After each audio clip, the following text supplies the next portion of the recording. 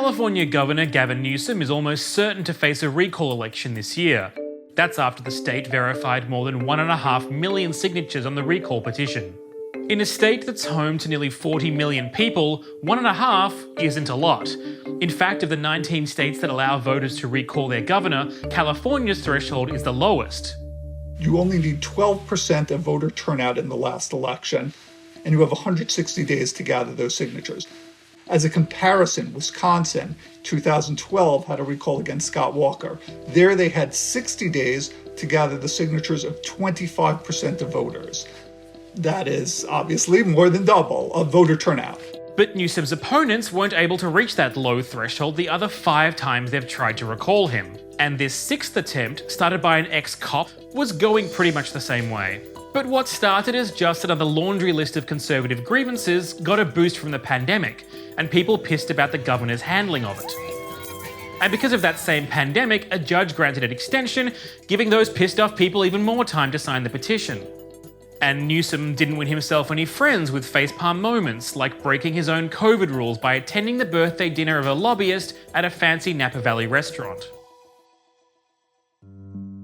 This one caught fire after the French Laundry incident and some cash infusion from wealthy Republican Trump-aligned donors. This is the only glimmer of hope Republicans have to take a governor's office in California. They are so outnumbered in voter registration. Their views on issues are far to the right of where mainstream Californians are on, and the only way they can win is to make this a referendum on Gavin Newsom's performance. Come election time, voters will have 2 questions to answer. Should Newsom be recalled, and who should replace him? The votes on the second question will only be counted if more than 50% vote yes on the first. That's what happened in 2003, the last and only time a governor has ever been recalled in California.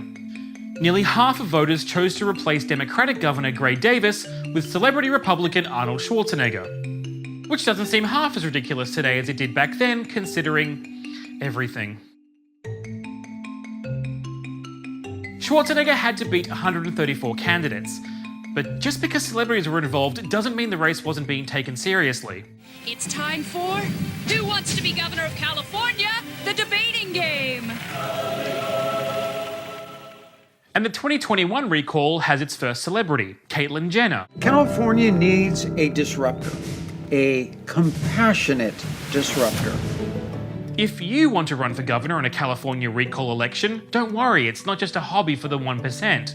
All you need is $4,000, or if you don't have the cash, you just need 7,000 signatures. Already, some of the same contenders from 2003 are popping up again.